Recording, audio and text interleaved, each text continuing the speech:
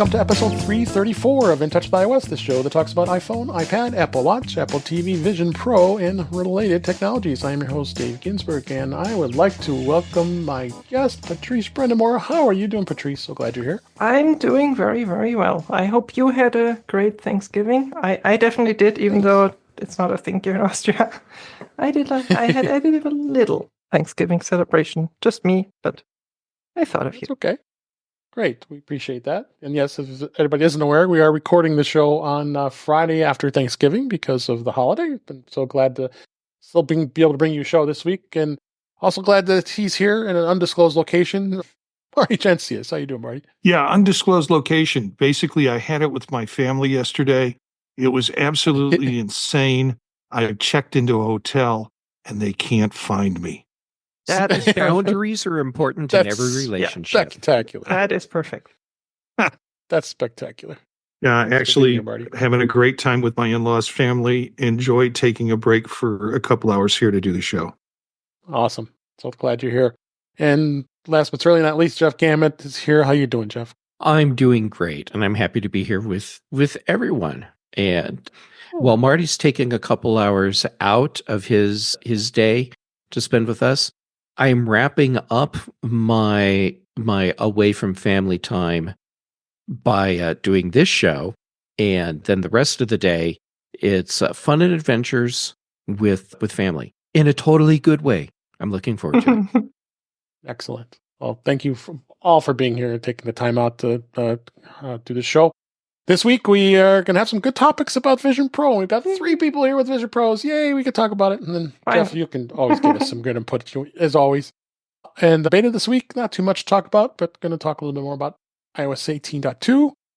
I'm going to do a couple product reviews this week. I've got some Scosche products that I wanted to show you with some car mounts and another surprise device. I don't know if I call it a device. Lots of news here, but let's go ahead and get started. We'll start, as always, with the Vision Pro. First thing I found here was a forgotten Apple patent reveals the original idea for the Vision Pro. It was a forgotten patent from back in 2008 that suggested that the company has been working on the Vision Pro for a very, very long time. This was actually spotted by Macworld's Dan Morin while he was browsing through the Internet Archive. A good place to find that. The old article shows only one diagram from the patent that looks extremely similar to this display of the Vision Pro. The device also describes as a wearable display with intelligent sensors that can simulate the experience of being in a virtual environment. It also mentions that the sensors would able to be tracking head and eye movements. So, boy, that sounds really familiar, doesn't it? It looks super similar as well. Yeah, so obviously Apple has been working on this for quite some time, so it's kind of a neat thing to see. Go back in time there. It's a long time ago. It's like 15 years plus ago. Yeah. So what do you think on this, Patrice? Remember when the Vision Pro came out and I said they've been working on this for minimum 10 years? Well, it turns out it was like 14 or something back then. You're 15, yeah. It's 15 now, so it's actually 16 almost now. Yeah, not a surprise. The surprising thing is how close that is to the iPhone. And Apple was a very different company back then.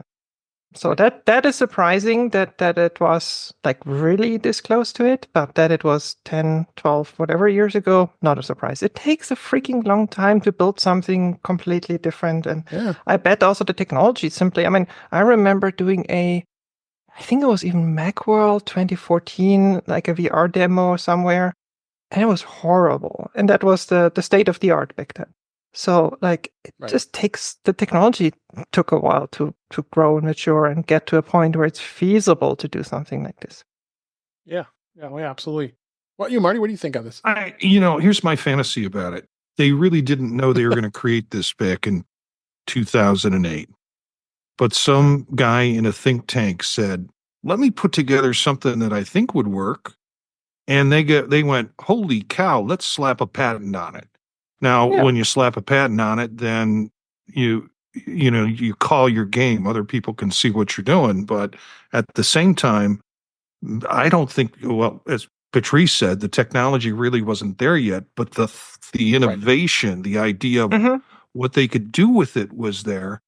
So that's that. This is now with Apple Vision Pro. I'm wondering what has come out of the think tank in the last 5 years that we might not, that's got a patent or will have a patent slapped on it, that we won't see happen for another 10 years. It's just exciting for me to think that a company thinks that way. Yeah. I mean, how this usually happens is there's people in a company like Apple, there's people constantly thinking about new ways, looking at technologies, at ideas, and sometimes just as you said, like the what if. It's like, oh, we have the iPhone now, we have like the iPad. Actually, at this point, they probably even had they definitely had the iPad because it was the precursor to the iPhone internally. They had like the iPod and all of the others. It's like, okay, where is this whole thing going? Like the devices are going to get smaller. Where can we put them? And hey, like VR was a thing back then already. I mean, in the 90s, we had VR, which was really crap, but the idea was there. They're like, hey, this is how it could go. And okay, yes, Apple patents it because that's what you do then. You get together with the lawyers, design something really vague that says this is roughly what we're thinking and patent that, and then you keep going until either it turns into nothing or it turns into a product. Yep. How about you, Jeff? All right, so I'm going to be a pedant for just a moment. Okay. Forgotten Apple patent. No, this was never forgotten. Just those of us that read about these things didn't remember that this patent had been discovered and all the Apple news sites wrote about it. So this was not a forgotten patent. Okay, I got the pedant part out of the way, and patent. I love the a patent pedant. I love the drawing of this because it does look shockingly similar to what we got, and I want to point out that oftentimes what Apple will do with technologies that they're patenting that they know they're going to use, they will obfuscate it and incorporate it in the patent into some other kind of device. And the device itself is actually irrelevant.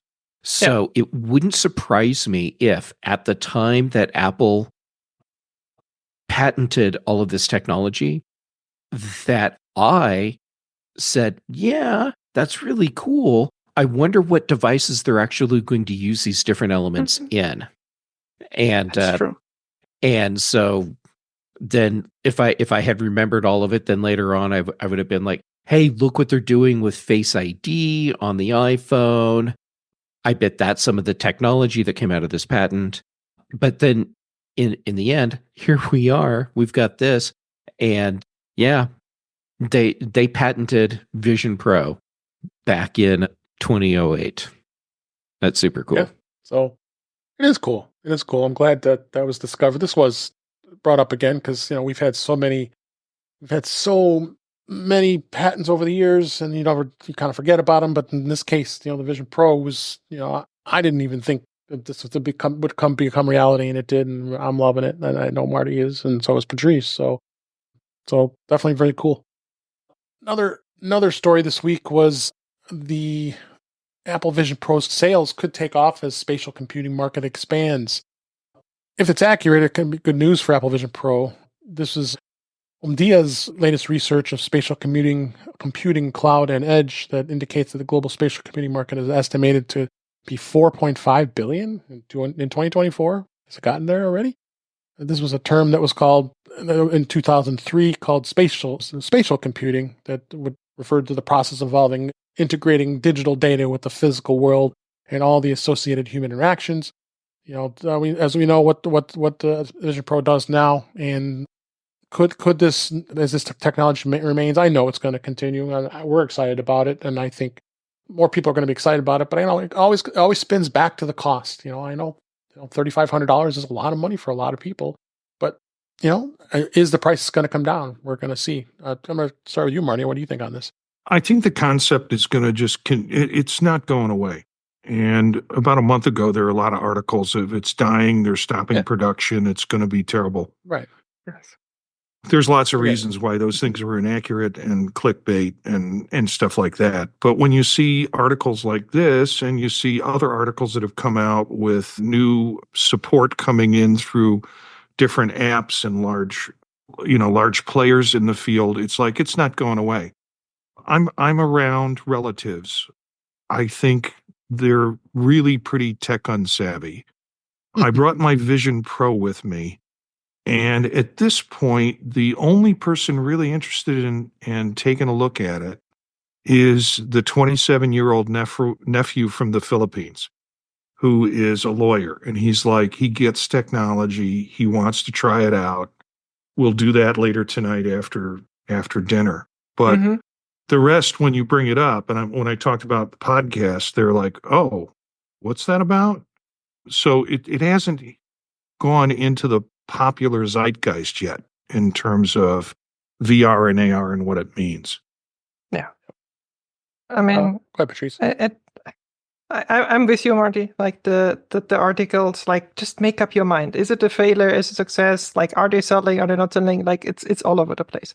But I'm with you.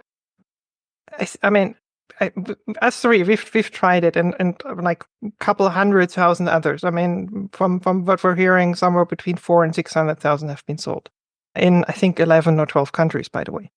So it's actually in a good chunk of the world by now. And give it 5-10 years. We know that, like the adoption curve, it always takes time, and it might take. Some devices are quick, and some devices take decades. But at some point, I'm pretty sure this is so easy and convenient. And even today, with what we have, which is the worst the Apple Vision Pro is ever going to be, right? Because it's the first one. So, I mean, it's only going to get better from here. Give it 5 years, give it 10 years. This will be big. It just takes time.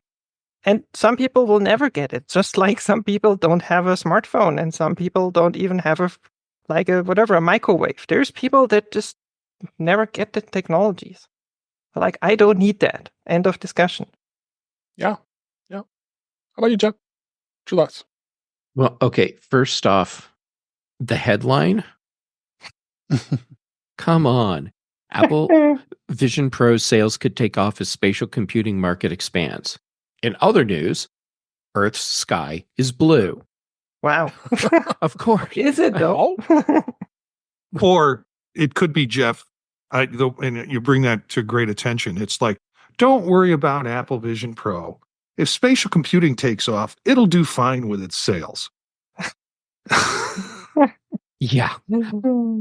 So, Patrice, you absolutely nailed it. And for everyone that wasn't paying attention, I'm going to call out and paraphrase what Patrice absolutely nailed. So my paraphrase is, Apple is the master of the slow burn. And they do not need a product to come out of the chute and be a worldwide blockbuster market dominating thing. They will grow their market over time, and they're patient. So yes, very. Yeah. Yep. I mean, added to the previous story, they've been very patient with even developing the thing. If it took 15 years to do, they've been super patient. Yeah, Apple's not abandoning this. It's just going to keep going. Patrice, I love what you said. This is the worst Apple Vision Pro that Apple will make. Yeah. And you're right. Yeah. Yep. I'm looking forward to the day when I can be fiscally irresponsible and get a Vision Pro. Because in other words, if someone wants to gift some to Jeff, I think he would be interested. Yeah. Yes, I would. I'm totally fine with someone gifting me an Apple Vision Pro. I'll cover the cost of the prescription lenses. Shipping. Okay. Or the shipping. Even the shipping. It's not that much. Sure, even the shipping, sure. Well, we got to get Chuck Joyner to buy it first. That's true. What would be true? Okay. So now, first off, I don't expect anyone's buying me an Apple Vision Pro, but of course. But let's say that actually happened, and a Vision Pro shows up on my doorstep next week, and Chuck still doesn't have one. Come on, Chuck. We won't tell him that it just showed up at your doorstep. We'll tell him that you made the effort to go out and get it. Oh, yes. Yeah, I felt like I had to because he wouldn't. Yeah. Oh, that's even better. Yeah. I like that. Yeah. Too funny. So let's go ahead and move on. Beta this week, 18.2. I think it's on beta 4 right now, is continuing here. Not much else to talk about with this, but three biggest updates we probably should I would like to just call out is the mail inbox sorting has been noticeable updates with automatically sorting emails into categories, primary, transactions, updates, and promotions. Patrice, have you used that at all? Yeah, actually, I'm sorting. Kind of. I don't use Apple Mail a lot, but every now and then because we have to use Outlook for work, and I hate using it, so I sometimes switch back to Apple Mail because that's at least better. And I can't use the third-party apps I want because you're not allowed. Yep. But Apple Mail always works. Actually, yeah, I'm surprised. It's surprisingly good. I didn't expect it to be this good. It actually is really good. It works really well. And if you don't want it, I need to try that. Go to the All Mail and use it as usual. Right. I mean, it's kind of like the way, unfortunately, I hate to bring up this dirty word, Outlook, because Outlook always, you have to, I know, that you have to, your focus mailbox and other, and it drives me nuts. I turn it off as I just actually, can't stand use it. I like it. So I'm not a big fan of it. Maybe I got to get better at it. It is better to organize and be focused on just what you really need to look at. But Marty, how about you? Have you been using the mail app? Yeah, well, I have had to. One of the ways I've tried to manage my workflow is simply not having all of my emails going through one email client. So I have my work mail go through Outlook because that's where they're into the Microsoft ecosystem. And so I have to kind of be on it for my work. And then I use Mail. I used to use Spark. But I got confused by all of the Spark AI stuff and just did Spark Classic. And now I've switched back to Mail because it does have that primary and secondary, or whatever they call it, mail sorting. Yeah. And usually all the ads and all of the informational stuff and the mug groups and things like that all go into the secondary, and the primary stuff is pretty good. So I'm enjoying it. I wish they would do more with it, as a product, and do some things like flagging and pinning and things that I haven't been able to do. That is one of the few things I enjoy about Outlook. So sure. Yep. That's true. Jeff, you have any thoughts on this? It's hard for me to get excited about changes in Apple Mail because it's fundamentally broken for me. In part because Apple removed the ability to have all of those mail extensions, mail plugins.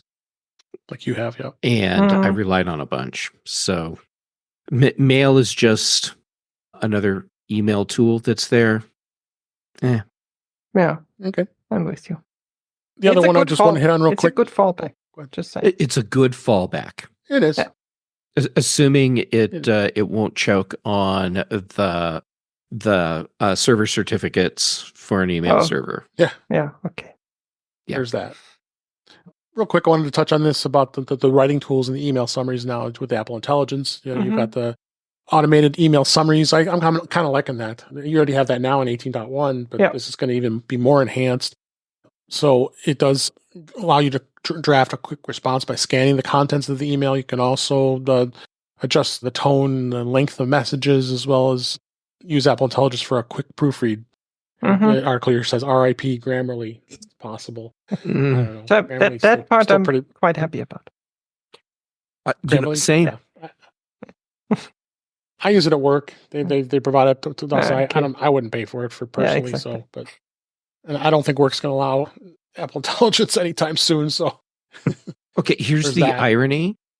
You have much more privacy and security for your content with Apple's AI grammar assistant stuff than you'll ever have with Grammarly. Yes, I agree. Yes. Well, some companies think that having licensing for corporate for Grammarly, they feel they must keep it within a secure setting. So some companies also think what they don't understand is evil. That's true. Yeah, there you go. So that's that with beta this week. So we're in December of 2024 here as we're recording here, and I kind of wanted to talk about what we can expect from Apple this December, what not to expect. Mm-hmm. We've already talked about 18.2. You know, I didn't touch upon Image Playground. Both of you have played with that. We're still not very impressed with it. The Vision OS 2.2, the huge Mac visual display upgrades is that amazing. is massive. Yes, I really think that's going to be a huge thing. Literally, yeah. Literally on camera. It's oh my god, it's incredible, and some more software updates like with Sequoia and tvOS and watchOS, and then of course we're gonna have another beta coming out too, probably after that 18.3. We'll see. We'll see. That might skip into January, to be honest. Yeah, we probably will. And then of course we're gonna have tons more releases on Apple TV Plus, which we fully expect, and then Apple Arcade. We'll talk about that a little bit here. Definitely not getting any more new hardware. I think we're good on new hardware for this year. I think Macs are good. I've been talking of great length here on the Mac Minis I have. I love them. And I think the Mac Pros with the M4s are great. And I think we're solid. I think going into the Christmas buying season, I think Apple's going to do very well with their products, for what they have. So, but the one thing I'm missing so far, I don't know if I missed any announcements. There's not been any Christmassy things on Apple TV Plus. I mean, they're highlighting Spirited again, which was I think last year. So there's nothing new, at least from what I've seen. Well, you could go on Netflix and watch Hot Frosty with Lacey Chabert, whatever. I think that's how you say your name. Sure. I mean, there is tons of content on Apple TV Plus right now. Like, it's not that there's no content. I didn't see anything that screams Christmas. So, like, no new holiday specials or anything. You're right. I haven't seen or heard anything either. Not announced. I mean, maybe they'll surprise us. Who knows? But not announced. Yep. And then Apple did announce the 2024 App Store Awards finalists, and there was including a Pro Video camera app, Kino, which is running for the iPhone App of the Year. 45 finalists across 12 categories, and including a first ever Vision Pro category. Woo! So we'll hit on that a little bit because don't get too much coverage on this, and nothing. I mean, other than this, I have not tried this app, Kino. I don't know if any of you have. It's a pro camera. It's $10. I want to check it out, see what it's all about. But I guess there is no trial, so you gotta either buy it or don't. But it's a pro video camera, and doing with pro tools and editing and that. So it must be good. A lot of the Apple's looking to make it as a finalist here. So what does that say about Apple? That this group here, we're very much into Apple. We're trying new things all the time. Yeah. We're checking out apps. We're reading everything that happens. We haven't heard of probably half of those. Yeah. Exactly. In the Mac App of the Year finalists, I know I'm not a big user of it, but OmniFocus 4 I think is probably a worthy. I'm a big user of OmniFocus 4. Yeah, me too. Happy to see that this is. You guys are probably happy to see this being I'm app of the year. Yeah, I'm glad to see it get recognition like this. It is an excellent app. I know for a segment of people that do task tracking, this is way overkill, and that's okay. That's why there's things or Apple reminders or whatever. But for those of us that need this level of control over task management and to a degree a level of project management outside of a project manager tool, this is the bomb. Yeah. I think it's. I think it. Not that anybody can predict what and why Apple chooses what they choose, but I think this is really pushed towards the enterprise. I mean, this is a process that app itself can be much more enterprise focused than an individual picking it up and doing their stuff with it, except for Jeff. But Jeff is an enterprise. All on my own. Yeah. It's what, an $80 app? And a lot of people are like, holy forking shirt balls, I'm not paying $80 for an app. And I'm like, take my money. Just shut up and take my money. Yeah. I'm with you. Yeah. So let me hit Apple TV before we'll spend a little more time on Vision Pro. One of them I was kind of surprised with was Zoom, but Patrice, we just talked about this earlier. Yeah, that Zoom does have some compelling features on the Apple TV that you brought up. Yeah, I mean, I think Zoom was probably the premier example for continuity camera on the Apple TV, and Apple highlighted them. I don't remember which event, but they did actually highlight them for that specifically. And I think, there's probably not a lot happening, to be honest, on the Apple TV. It's not the most vibrant app ecosystem these days. So yeah, makes sense for me. Yeah, and the two other apps I've never used before, and don't look very exciting to me. Dropout and F1 TV, but okay, they still got some ways to go. There's just not a lot of apps on the Apple TV that are of compelling to me. The F1 had some controversy with the Vision Pro.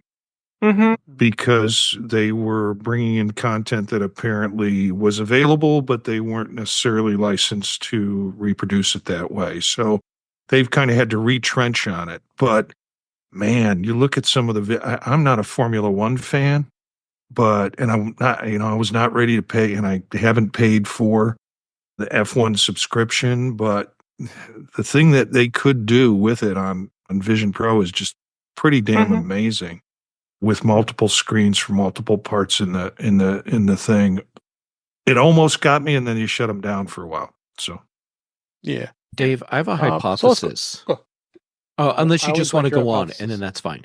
No, I always welcome your hypothesis. Okay, here's my hypothesis on the lack of apps that we would like to see on Apple TV.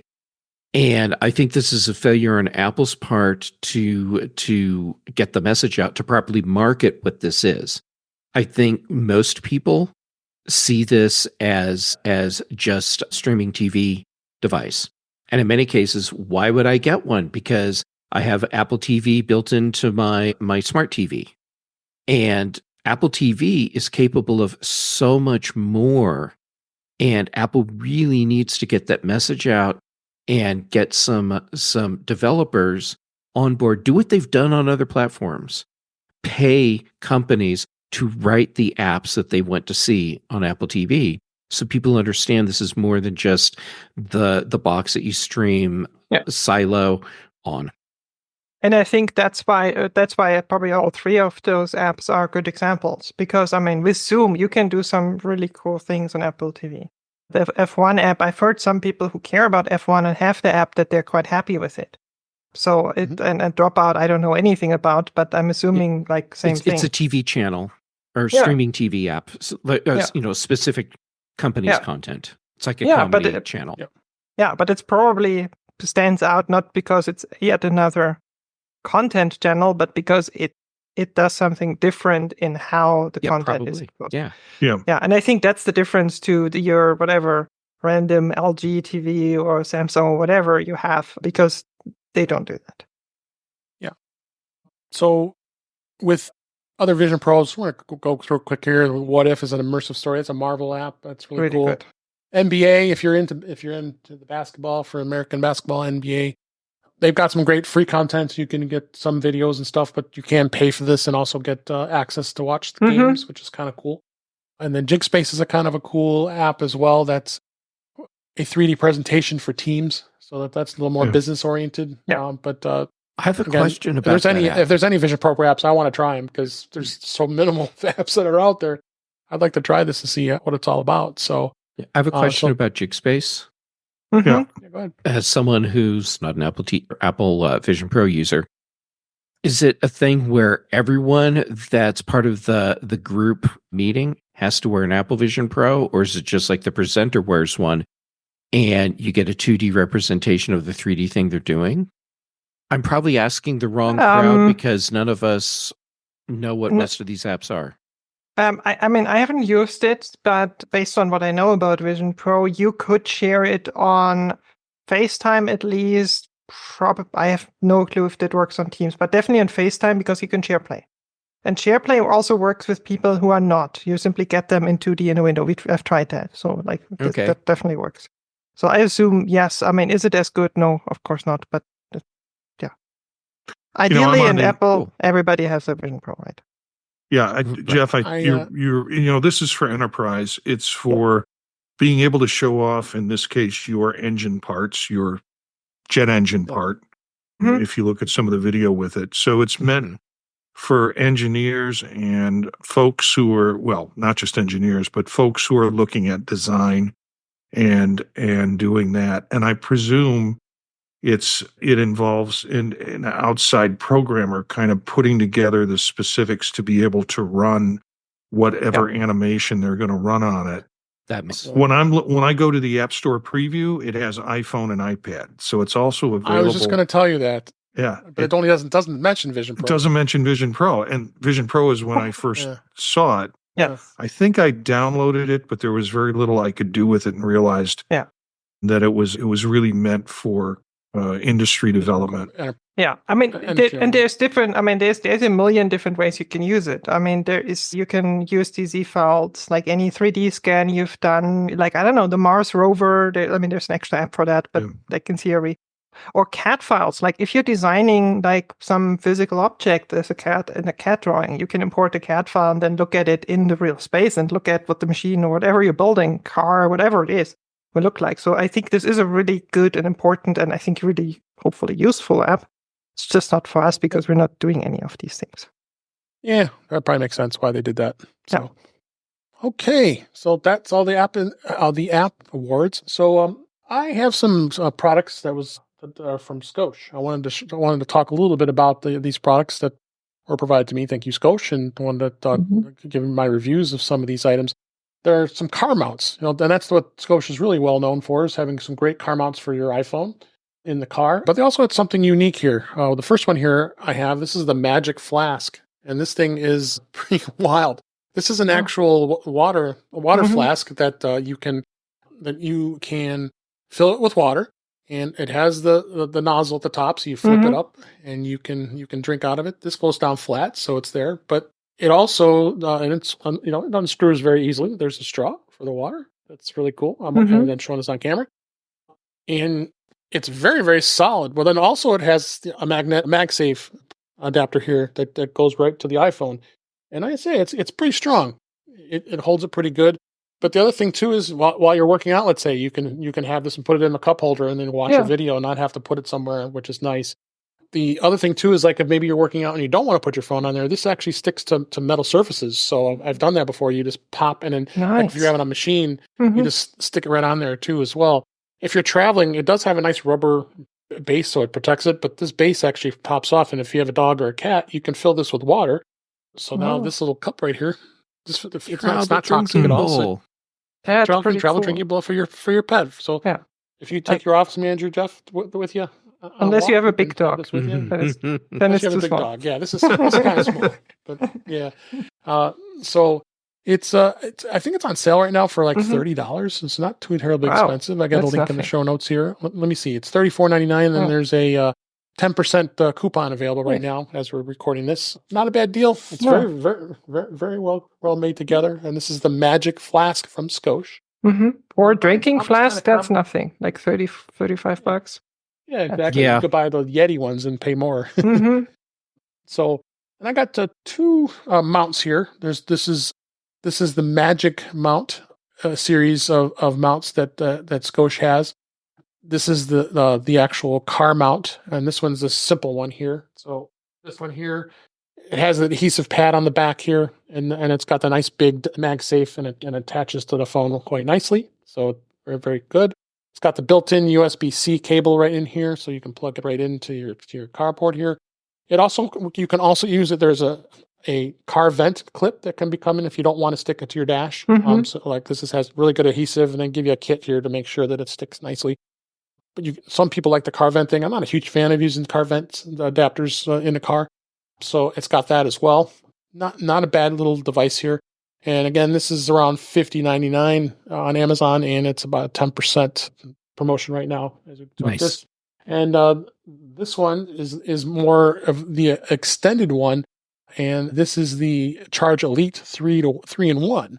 And this one here gives you the options, of course, to use the car vent, but it also has an arm, so this can reposition in place here. So you can move this back and forth, but you also can position it, whether it be up on the dash, it can be facing you. You could change it that way, or the car vent. So the only real difference between this one is that it gives you this little extension arm. So it allows you to do it in 3 different positions if you so choose.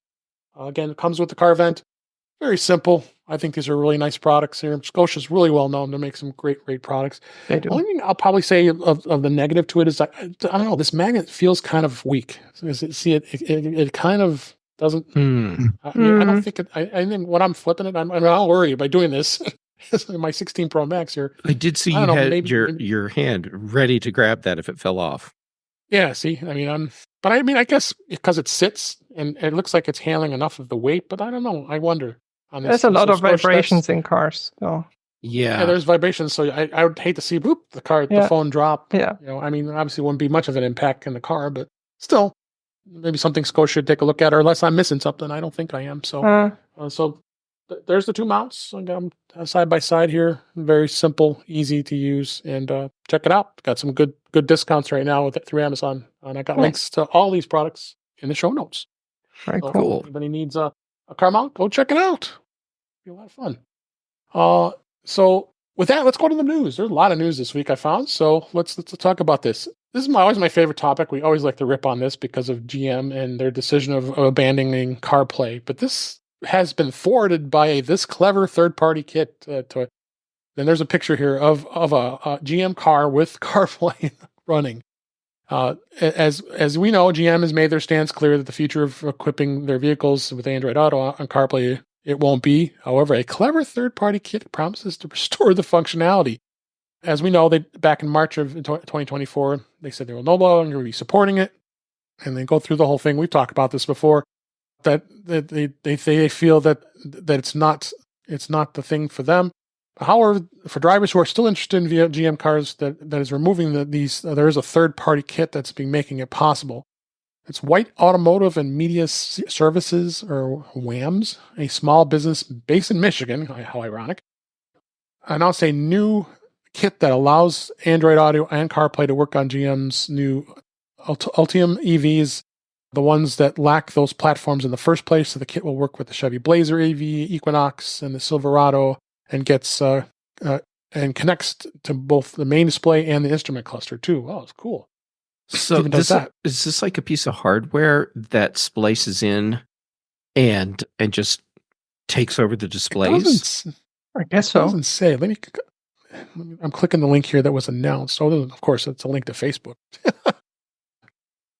I mean, it's a. Let's see what it is here. At the end of the day, it's something. It is an upgrade kit. Yeah, something is sending a signal to something. So yeah, there's always a way. I love stuff like this, like people figuring out things that the manufacturer doesn't want them to figure out. That is pretty awesome.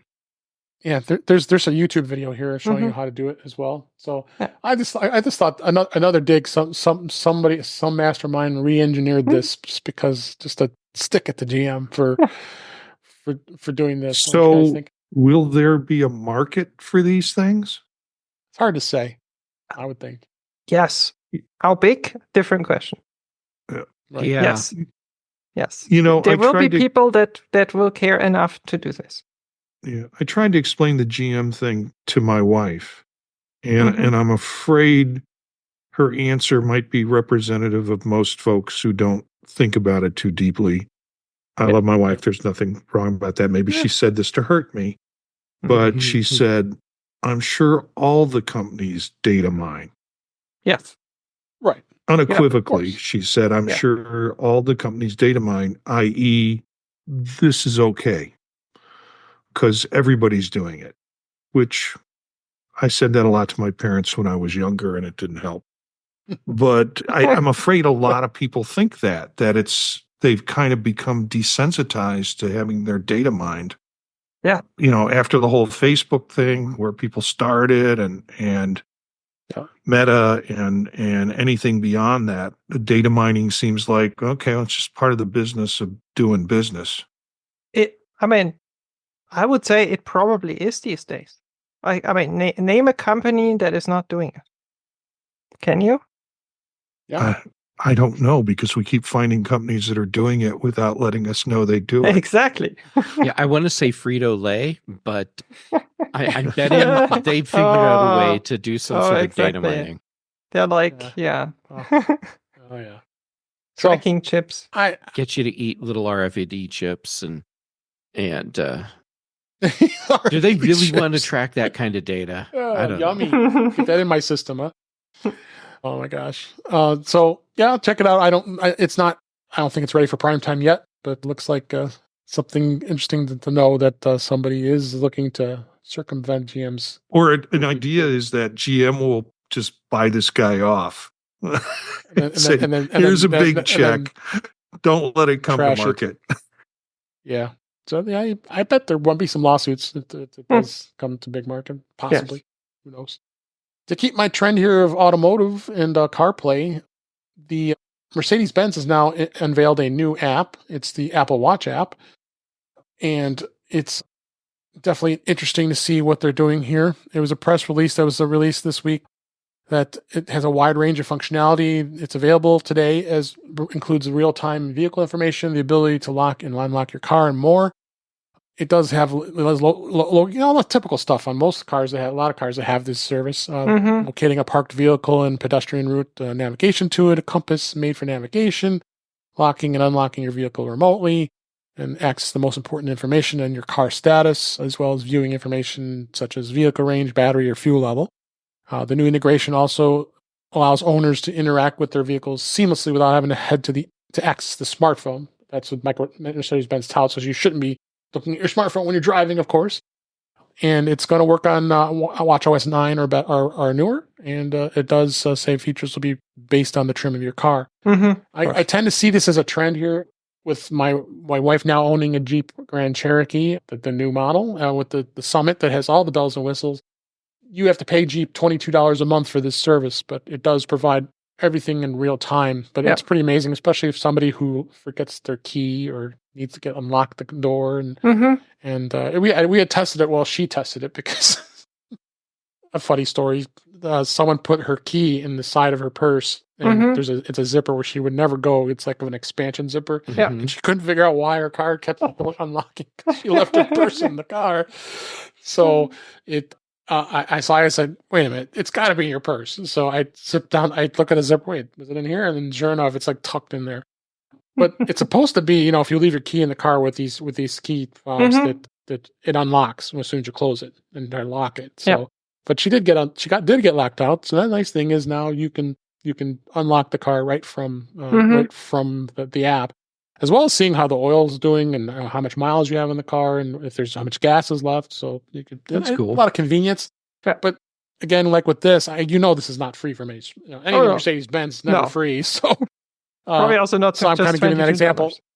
Yeah, it's probably more for them. It's like if you paid the $10,000 whatever extra, then you get it for whatever $100 a month or something. Yeah, for as much as the Jeep Grand Cherokees cost too. This really should be included, honestly. So, but other than my experience with those types of apps, it's really cool that they have these available and the way the world is today with the technology in them now. Anybody have anything to add on that? Nah. This is not news. There's, as you said, a million tech companies have this already. It was news of an app release. That's why I put it in that category. It's okay. Other news in CarPlay is Porsche still has no imminent plans of launching next generation CarPlay despite its 2023 preview. They did show what it could look like in its vehicles with some images in the instrument cluster, but it looks like that the automaker's plans to maintain its kernel level of CarPlay integration is in the near term. Porsche supports standard CarPlay, while some of its vehicles like the Taycan and other additional features like EV routing and Apple Maps is not next generation CarPlay. Aston Martin was also previewed along with Porsche this year, and they still have yet to release it. So I don't even know. More the point of this is I don't know where is the next generation of CarPlay going, because we haven't seen anything yet that's been out yet. What do you think, Jeff? Okay, first, it takes a long time to design and ramp up manufacturing of a car. So seeing a car come out like this year or in 2024 with second-gen CarPlay, to me still seems like that would be a surprise, because that would be kind of early. So everyone getting all upset and clutching their pearls over CarPlay 2 not being a thing yet, I still think it's a little early to get worried about that.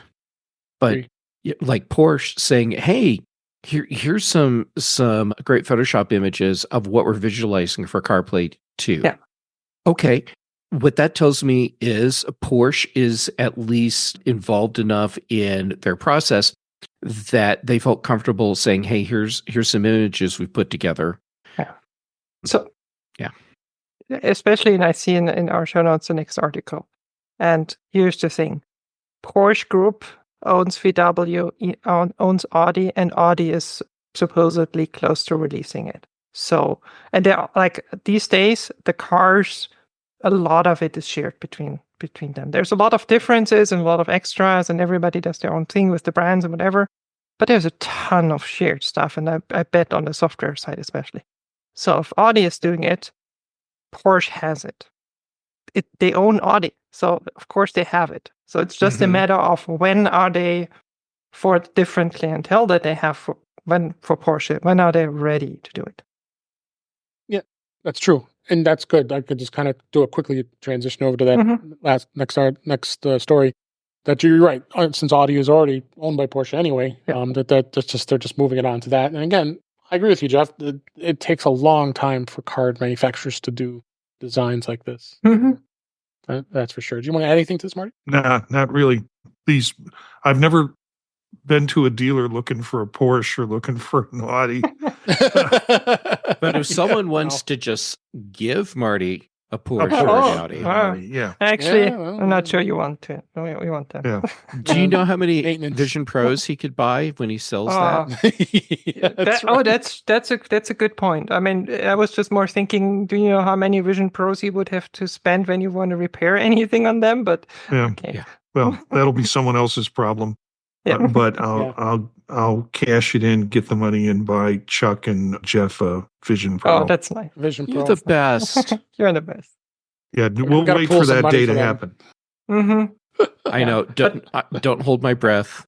My lips turn blue. Yeah, but I mean, given that those are German car manufacturers, of course I know about them. Yeah, as you know well. Yes, I used to own an Audi at some point. Didn't have CarPlay. Nope. Back in those days, nope. Actually, all right. They just never shipped it for that one. It was already a thing. Gotcha. They're not. It's German. They're not the fastest. You know, on this trip, I was going to do a rental of an Audi Q6 until I got to the dealer. I checked out the rental a couple of days before. I said, that is just not enough trunk space for 3 people. And what I know we're going to be taking. So then I got switched. And that is a big car in Germany. I'll tell you that. Yeah, Marty, that's a rookie mistake. You don't kill all 3 of them at once. You do it one at a time.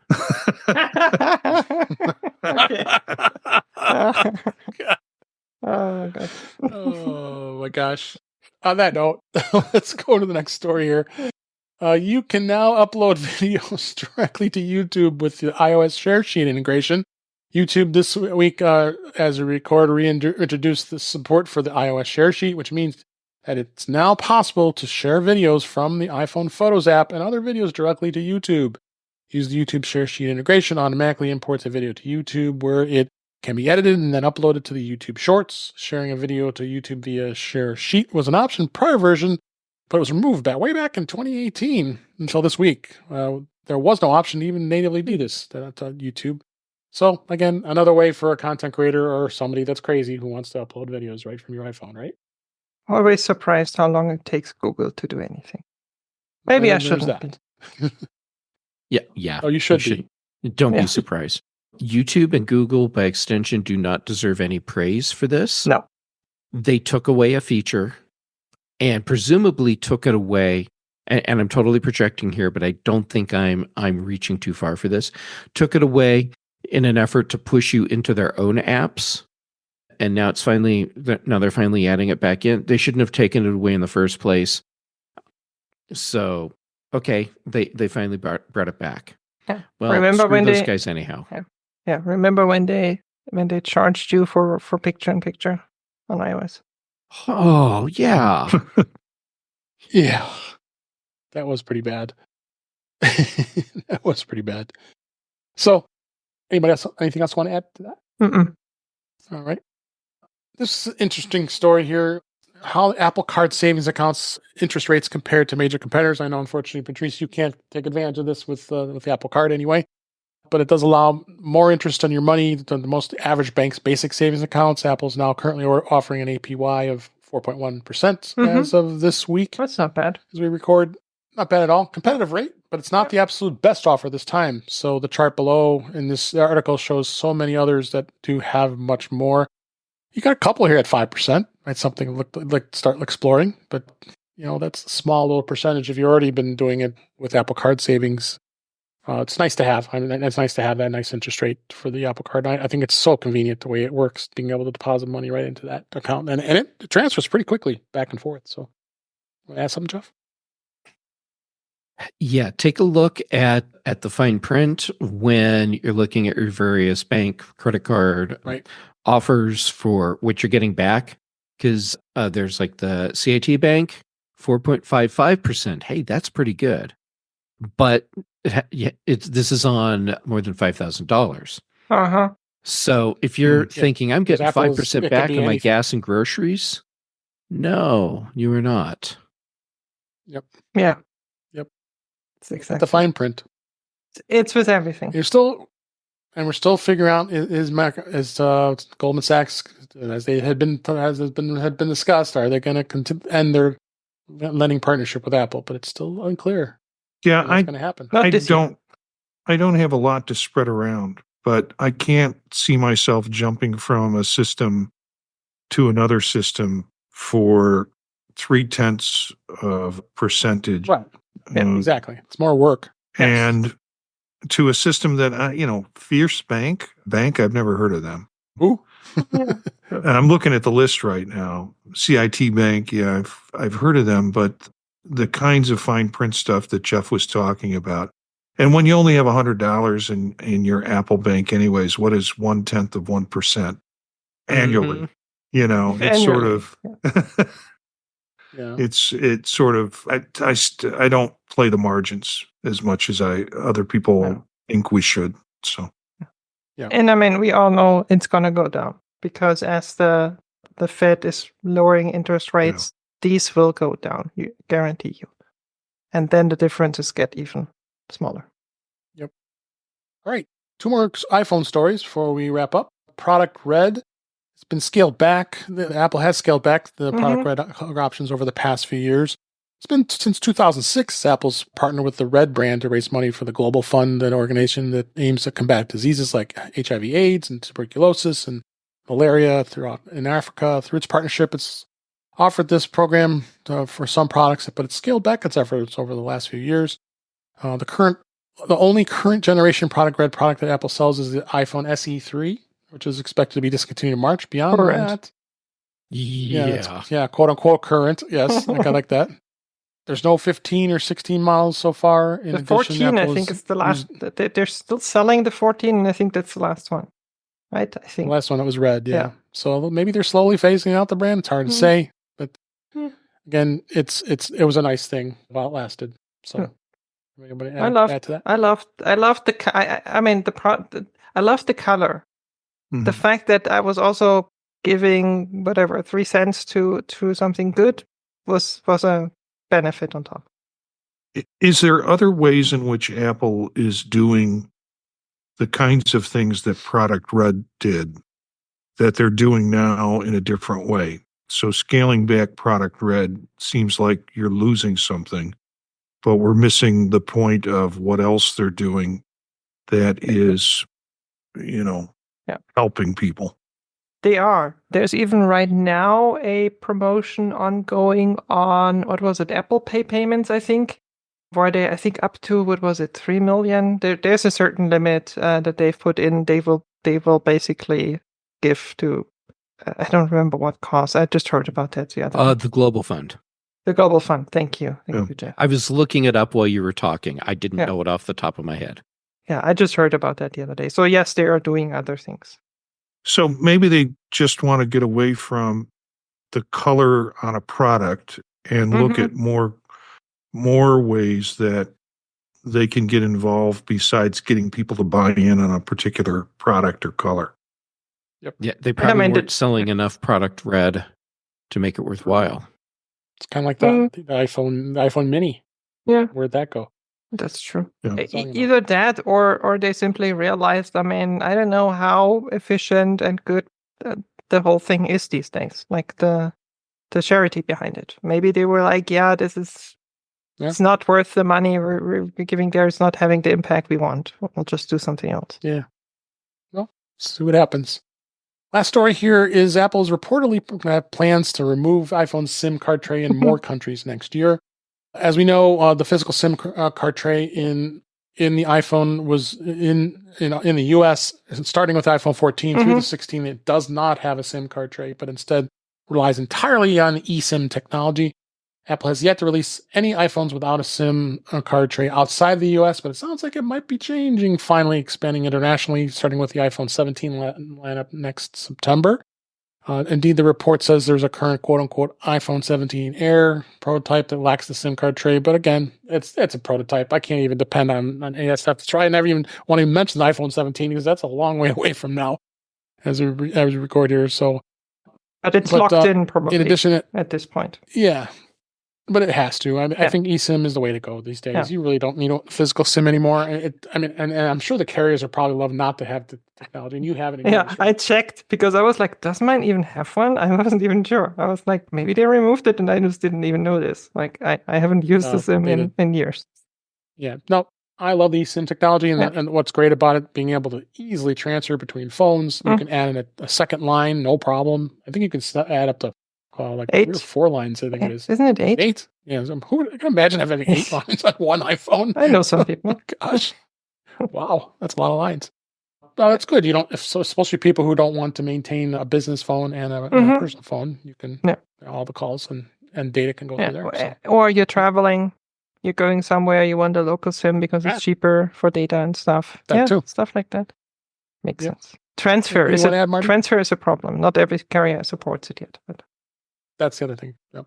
But SIM cards were helpful to me when they were helpful because I would take a cheaper phone with me when I traveled internationally. Like I'd take an SE or something that would get the job done, but wouldn't get stolen. And the problem now is it's not as easy for me to just for a couple of weeks switch an eSIM over to another device and then back to that device. So I haven't quite figured out that process other than maybe having a separate phone. I do now have 2 phone lines on my one expensive phone.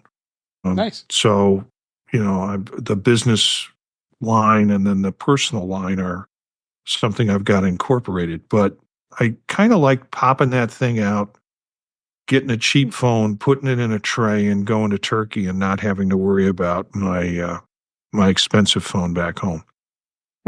The transfers, if your carrier, whatever you're using, has an app, then it's usually quite easy.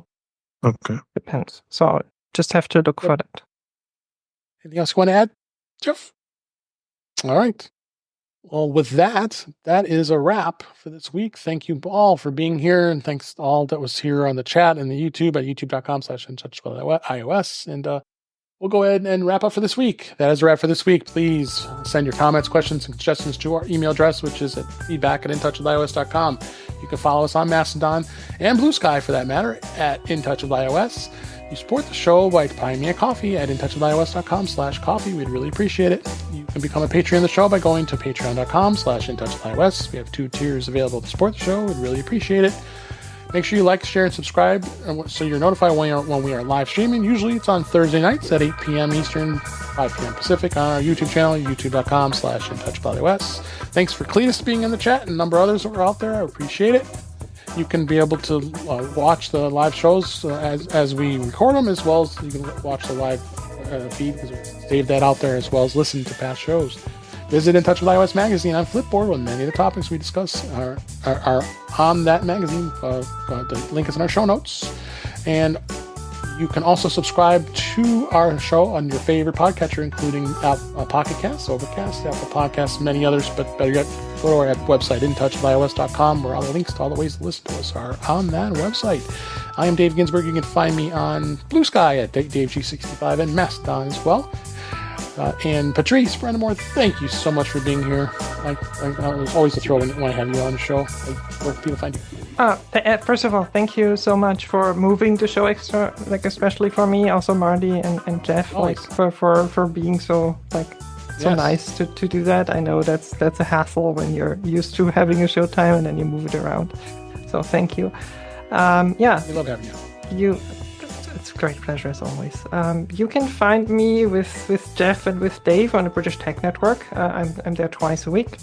Thursdays with Jeff on the Big Show, where we talk about the non-Apple side of things, and Fridays on the Mac Show, where we talk about the Apple side of things with Dave and Jeff and some other miscreants.